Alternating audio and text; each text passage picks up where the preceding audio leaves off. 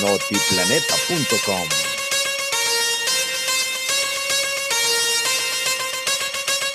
Noticias.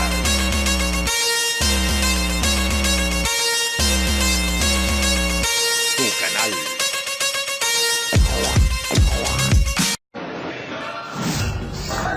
En la franja de Gaza, tras choques contra militares israelíes, fueron heridos al menos 108 palestinos, según informó el Ministerio de Salud. La mayoría fue atacada por gases lacrimógenos. Otros recibieron daños con balas de goma lanzadas por las fuerzas de Israel.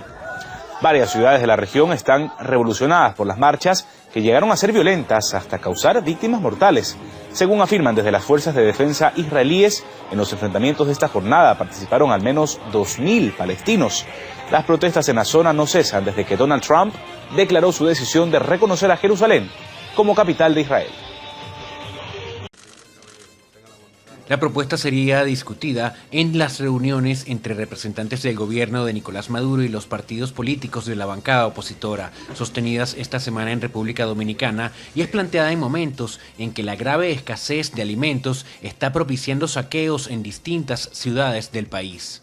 Mientras la oposición y el gobierno se reúnen en República Dominicana, La Voz de América realizó un recorrido por diferentes centros de distribución de alimentos, en donde conversó con ciudadanos quienes manifestaron su preocupación por la crisis. Les estamos pidiendo a las autoridades que nos ayuden, porque somos personas de la tercera edad, no podemos pelear, no podemos matarnos unos a otros, tomar la ley por la mano. Yo la veo de verdad bastante dramática porque no hay alimentos. Entonces aquí venimos desde temprano, porque yo por lo menos estoy desde la 1 buscando alimentación. Respecto a la negociación, el legislador opositor Ismael León espera que ese diálogo se traduzca en felicidad para los venezolanos. Nosotros lo que le estamos diciendo al pueblo venezolano, que si el régimen de Nicolás Maduro no respeta las propuestas hechas o los acuerdos que se están pidiendo en la mesa de diálogo, tenemos que salir a la calle a reclamar lo que tanto añora el pueblo. El presidente Maduro ha reiterado su buena disposición a solucionar la crisis política y económica en el país durante el diálogo en Santo Domingo, pero insiste en que cesen los que considera como ataques desde el exterior. Y que sobre todo permita la regularización de los precios de los productos que están superinflados por mecanismos criminales, impuestos desde Miami. En esa dirección, la presidenta de la oficialista Asamblea Nacional Constituyente, Delcy Rodríguez, denunció la intromisión del canciller de Chile, Geraldo Muñoz, en los asuntos internos de la nación petrolera. Álvaro Algarra, Voz de América, Caracas.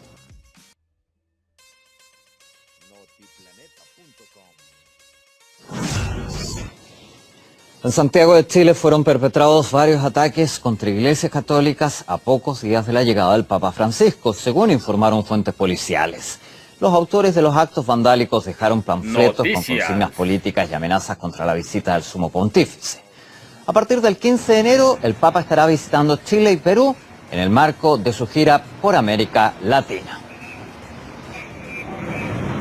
Los militares rusos en Siria eliminaron al grupo subversivo que atacó la base de Khmeimine el 31 de diciembre. Así lo informa el Ministerio de Defensa de Rusia en un comunicado. Las fuerzas especiales localizaron a los radicales en la provincia de Idlib. Con un ataque preciso de artillería, todo el grupo de terroristas fue abatido. Asimismo, la inteligencia militar detectó en esta provincia el lugar de almacenamiento de los drones que utilizaban los yihadistas. El Ministerio de Defensa informa que estas instalaciones también fueron destruidas. Los medios barajan la posibilidad de que Washington extienda sus sanciones contra Irán, pero aseguran que dejará intacto el acuerdo nuclear alcanzado en el 2015. Y es que expira el plazo para que Donald Trump decida sobre el pacto que en reiteradas ocasiones ha criticado. Estados Unidos debe pronunciarse en un momento en que sus socios europeos, ¿cómo estás, Emilio?, ha manifestado mantener su postura a favor de extender y ejecutar este acuerdo nuclear sobre Irán. Y entonces la pregunta es, ¿cuáles debieran ser los pasos que va a seguir Washington. Así es, los pasos y también, sobre todo, cuáles van a ser los escenarios que se van a registrar en las próximas horas. Recordemos que el Congreso estadounidense le da al presidente de los Estados Unidos, Donald Trump, para ser exactos 120 días para que tome esta decisión. Es lo que le faculta la ley. Y acá tenemos la línea roja, Mauricio, en donde mostramos su fecha límite para que él responda, bueno, varios escenarios. Si bien es cierto, por un lado, él va a decidir si impone nuevas sanciones, punto 1, punto 2, si suspende las existentes contra Irán o si finalmente lo que también se está diciendo es si él se retira de este acuerdo nuclear iraní que se consiguió en el 2015. Entonces, bueno, básicamente esos son los escenarios que se están manejando ahora mismo, luego que está prácticamente venciendo el plazo para el presidente de los Estados Unidos, Donald Trump, y con esto, por supuesto, ya se empiezan a conocer voces importantes como, por ejemplo, la del secretario del Tesoro, Steve Mnuchin. Él ha manifestado que las sanciones, Mauricio, están a la vuelta de la esquina. Vamos a ver sus declaraciones. Estoy esperando nuevas sanciones contra Irán. Seguimos considerándolas. Las hemos ampliado y creo que se puede esperar que se impongan más. Y bien, en contraste con ese criterio es importantísimo ver cuáles son los países que están en contra. Acá, por ejemplo, estamos hablando de Alemania, de Francia, que guardan el sentimiento de estar en contra de lo que está manifestando el presidente de los Estados Unidos. Todos incluso rememoran esto de acá. ¿Existe una alternativa mejor? O, por ejemplo, lo que dice la Unión Europea.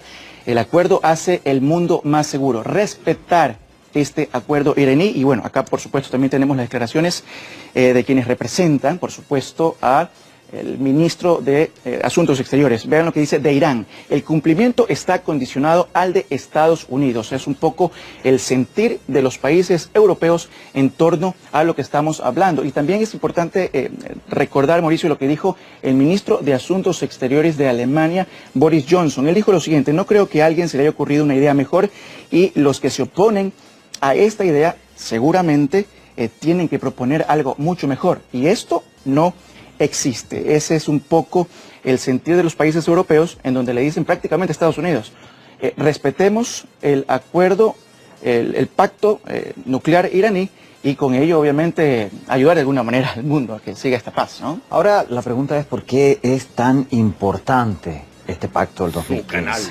Bueno, entendemos que es muy importante este pacto nuclear iraní firmado en el 2015 para muchos países de Europa. ¿Por qué? Porque, bueno, pues, prácticamente se está fortaleciendo de alguna forma la paz en el mundo y con ello también no se está promoviendo el hecho de fortalecer armamento nuclear. Básicamente esa sería la respuesta en torno a lo que estamos viendo incluso acá en la gráfica, ¿no? Es el resultado, este pacto de 9 años de conversaciones, luego de haberse registrado incluso, Mauricio, 12 años, mucho tiempo, en donde se registraron fricciones cuando se abordaba el tema Irán y sus actividades nucleares, ¿no? Entonces, básicamente por eso es que es muy, pero muy importante rescatar y destacar la importancia de este acuerdo. Ahora, ¿pero qué ha dicho el presidente de los Estados Unidos, Donald Trump, en una serie de tweets que ha publicado en su cuenta de Twitter? Acá, mira, por ejemplo, verán un gran apoyo por parte de Estados Unidos en el momento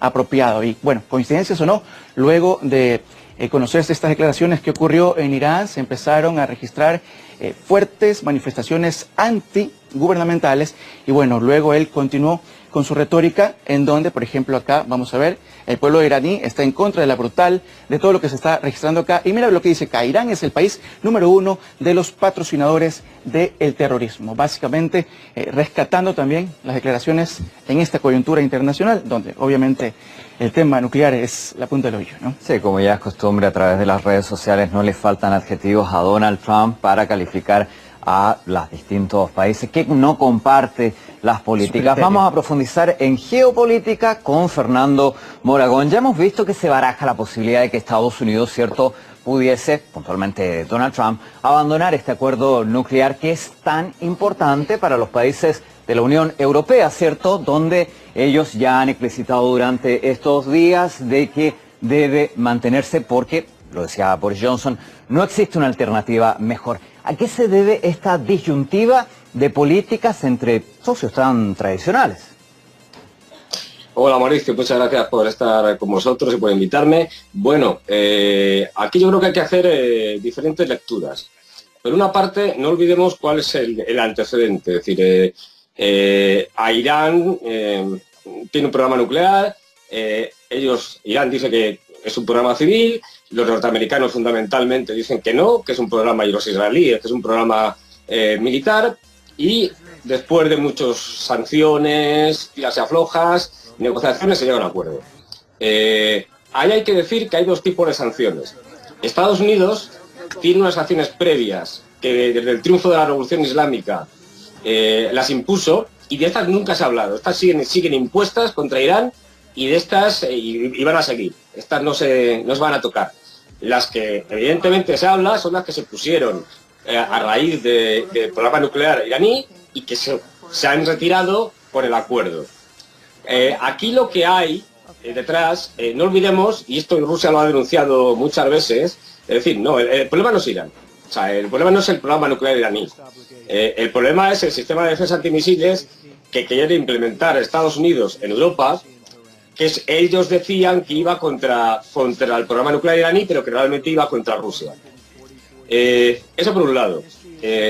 Como han firmado el acuerdo, digamos que les falta legitimidad para seguir con el programa de defensa antimisiles en Europa, y tienen que buscar cualquier tipo de pretexto para seguir tildando a Irán del el malo de la película, y que realmente lo que quiere es tener armamento nuclear, etcétera, etcétera. De ahí la respuesta del Congreso. Hay que decir también que el Partido Republicano siempre ha sido partidario de una línea muy dura con Irán. Sorprende más, o por lo menos digamos que sea el Partido Demócrata el que también apoye, o una parte también apoye estas medidas, cuando fue justamente en la presidencia de Obama, de un demócrata, cuando se llegó a ese acuerdo. Pero Irán es el pretexto para llevar políticas, por una parte republicanas, de ataque hacia Irán, que siempre las han defendido, junto con Israel, y por otra parte, para socavar la situación de Rusia, de manera indirecta, en la región, que cada vez es más potente. Me gustaría poder puntualizar en este sentido, ¿por qué la Unión Europea se separa un poco de la política de Estados Unidos y contradice entonces las políticas de Washington? ¿Qué persigue con ello? No, claro, la Unión Europea es plenamente consciente de que la ruptura del acuerdo es un desastre. Es decir, es un desastre para todo el mundo.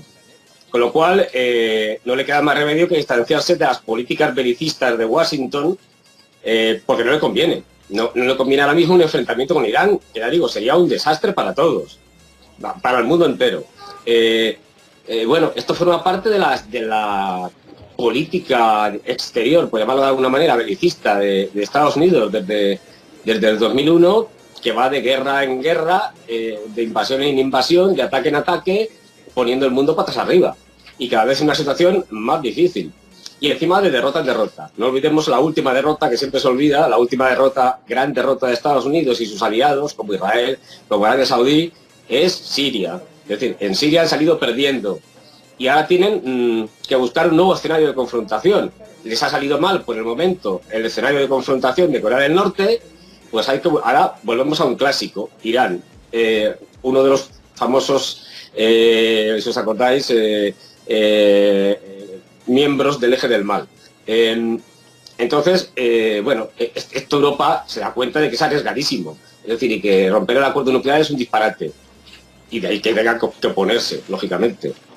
Bueno, le agradecemos por su análisis, Fernando Moragón, experto en geopolítica, también a ti por todos esos datos.